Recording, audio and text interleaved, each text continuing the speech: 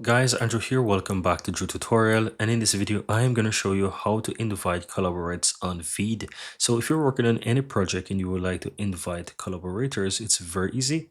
In the upper right hand side from your home dashboard, you'll have invite. Click on that, and from here you'll be able to add the collaborators. So depending on who you want to invite, you can simply enter their email address here. So I'm going to quickly enter that email address. All you have to do is just go ahead and click on invite, and that person will receive an invitation.